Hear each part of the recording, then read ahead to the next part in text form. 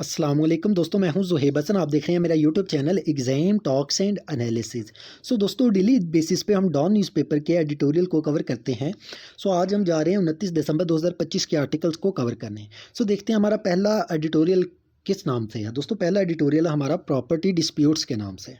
दोस्तों, मैं यहाँ पर एक बात आपको करता चलूँ कि हम एक ऑनलाइन सेटअप को भी लेके चल रहे हैं, जहाँ पर बच्चों की ऑनलाइन तैयारी करवाई जाती है। यानी कि अगर कोई बच्चा सीएसएस, पीएमएस, पीपीएससी, एफपीएससी की तैयारी कर रहा है, तो हम यानी कि ऑनलाइन उसकी तैयारी भी करवाते हैं। यानी कि हम सिर्फ एक सब्जेक्ट का 5000 रुपीज़ चार्ज करते हैं। अगर कोई मुकम्मल कोर्स करना चाहता है, फॉर एग्जाम्पल आप अपने सीएसएस का एक मुकम्मल कोर्स करना चाहते हो, कंपल्सरी प्लस ऑप्शनल का, तो हम 20,000 रुपीज़ चार्ज करते हैं। इसमें आपकी टेस्ट सीरीज भी इंक्लूडेड है, वैल्यूएशन की जाती है और इंडिविजुअल वैल्यूएशन की जाती है। यानी कि हर बच्चे के साथ अलग से जूम मीटिंग पे हर बच्चे के साथ अलग से वैल्यूएशन होगी, ताकि जहाँ पे उसकी वीकनेस होगी, सो प्रॉपर गाइडेंस दी जाएगी। दोस्तों, अगर आप में से कोई बच्चा तैयारी करना चाहता है, तो वो मुझसे रब्ता कर सकता है। Thank you so much.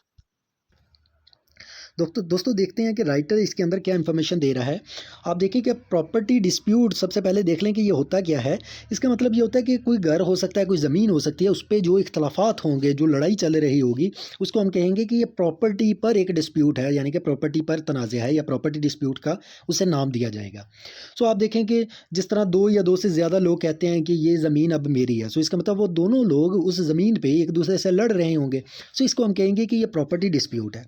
अब पाकिस्तान के अंदर मसला क्या है। दोस्तों, पाकिस्तान के अंदर कई प्रॉपर्टी केसेस हैं। कोर्ट्स के पास आप देखें अगर जाएं तो मिलियंस केसेस ऐसे हैं जो कि पेंडिंग है, और एक केस को 5 से 15 साल तक लग जाते हैं। लेकिन इसका यानी कि फाइनल जो वर्डिक्ट होती है या फाइनल फैसला जो होता है वो कोर्ट की तरफ से नहीं आ पाता, जिसकी वजह से आप देखें कि लोग जो हैं वो आपस में ज़मीन के ऊपर लड़ते रहते हैं, और उन लोगों को ईजीली इंसाफ भी नहीं मिल पाता।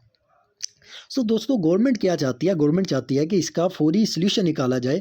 पंजाब गवर्नमेंट ने आप देखें कि लैंड डिस्प्यूटेड को सोल्व करने के लिए एक मैकेनिज़्म बनाया, ताकि जो लोग जो कोर्ट के केसेस पे बहुत लंबा अरसा तक उन्हें इंतज़ार करना पड़ता है, वो इंतज़ार ना करना पड़े। अब गवर्नमेंट ने क्या किया दोस्तों, गवर्नमेंट ने एक ये स्पेशल कमेटी बना दी DDRCs के नाम से। दोस्तों, ये जो कमेटी है ये डिस्ट्रिक्ट लेवल पर काम करती है, यानी कि हर डिस्ट्रिक्ट में ये कमेटी बनी होगी।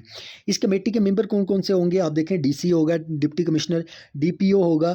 इसका मतलब कि आप देखें कि जो हमारी इंतज़ामिया है, जो एडमिनिस्ट्रेटर्स हैं, उनको इस कमेटी का हिस्सा बनाया गया है। जजेस को नहीं बनाया गया। क्यों? ताकि अदालत पे जो बहुत ज़्यादा केसेस हैं, उन केसेस को कम किया जा सके, बर्डन जो है अदालतों पे उसे कम किया जा सके।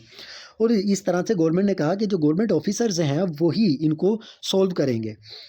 दोस्तों, हुकूमत ने क्लेम भी किया है कि लैंड डिस्प्यूट जो है दोस्तों ये फौरी हल होता है, और इसको हल होने की वजह से आप देखें कि यानी कि जो मालिक होता है उसको फिर ज़मीनें भी फौरी वापस की जाती है। जिसने कब्ज़ा किया होता है उस कब्ज़े को छुड़वा के उसके मालिक को फौरी वो ज़मीनें वापस भी की जाती हैं। अभी इसका मसला क्या है दोस्तों। जो लैंड ओनर है, आप देखें कि कौन डिसाइड करेगा कि ये ज़मीन किसकी है। ये अगर हम किसकी ये जॉब है, ये अगर हम जॉब की बात करें तो ये कोर्ट ने डिसाइड करना है, ये ऑफिसर्स ने डिसाइड नहीं करना।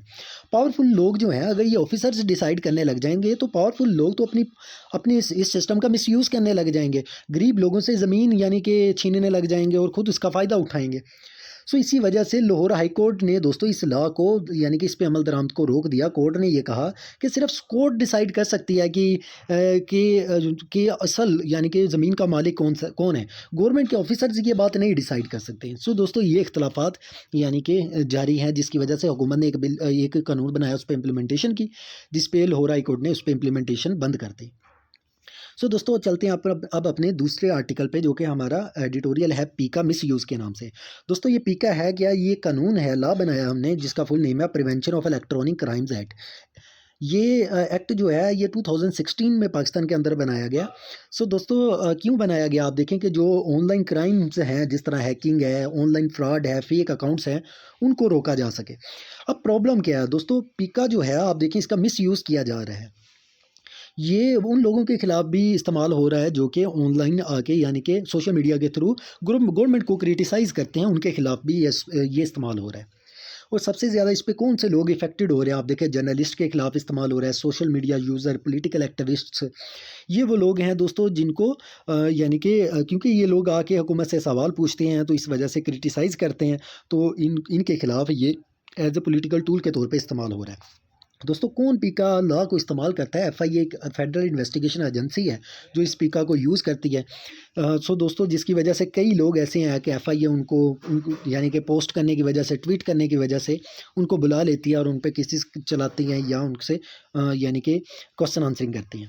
सो दोस्तों अब हो क्या रहा है, अब इस पीका की वजह से बहुत से लोग ऐसे हैं जो खौफज़दा है, जिसकी वजह से वो सच बोलना यानी कि सोशल मीडिया के थ्रू सच बोलना भी बंद कर देते हैं, जिसको हम सेल्फ सेंसरशिप कहते हैं, यानी कि अब लोग खुद ही खामोश हो जाते हैं।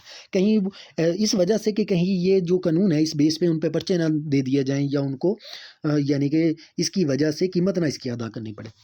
सो ह्यूमन राइट्स कंसर्न की अगर मैं बात करूं, human rights commission of Pakistan ने ये कहा है कि पीका जो है ये दोस्तों ये लोगों की आवाज़ को बंद करवाने के लिए इस्तेमाल हो रहा है, इवन कि उन्होंने क्राइम भी नहीं किया होता। सो मेन फैक्ट है या कंक्लूजन की अगर मैं बात करूं तो दोस्तों गवर्नमेंट को क्रिटिसाइज़ करना क्राइम नहीं है, राइट है ये कहता है कि पीका का मिस यूज़ किया जा रहा है जो कि डेमोक्रेसी के खिलाफ है, कि आपको डेमोक्रेसी फ्रीडम ऑफ स्पीच देती है कि आप अपनी आज़ादी से बोल सकते हैं, लेकिन पीका लॉ को यूज़ करके जो आप देखें एफआईए है या गवर्नमेंट है वो लोगों को उसकी ये जो डेमोक्रेसी हक देती है वो हक छीन लेती है। सो दोस्तों अब चलते हैं तीसरे एडिटोरियल पे जो कि हमारा वार ऑन क्रिसमस के नाम से। दोस्तों क्रिसमस जो है ये रिलीजियस फेस्टिवल है क्रिसमस का, जो कि हर साल 25 दिसंबर को मनाया जाता है। इंडिया में कुछ एक्सट्रीमिस्ट ग्रुप्स हैं दोस्तों जिन्होंने ये क्रिसमस सेलिब्रेशन जो हुई है इसको रोकने की कोशिश की है। आप देखें कि ये रायपुर में कुछ लोग जो है वो शॉपिंग मॉल में इंटर हुए, उन क्रिसमस की जो डेकोरेशंस वहाँ पे की हुई थी उसको तोड़ा गया। इसके अलावा आसाम में भी आप देखें कि कुछ लोग थे दोस्तों जो कि स्कूल में चले गए, उनको फोर्सफुली यानी कि कहा कि ये जो क्रिसमस के इवेंट्स हैं इसको रोका जाए। उत्तर प्रदेश की अगर मैं बात करूँ वहाँ पे भी एक्सट्रीमिस्ट जो थे वो चर्च के बाहर आ गए और वहाँ पे नारेबाजी करने लगे ताकि लोगों के अंदर जो क्रिश्चियंस हैं उनके अंदर एक खौफ फैलाया जा सके।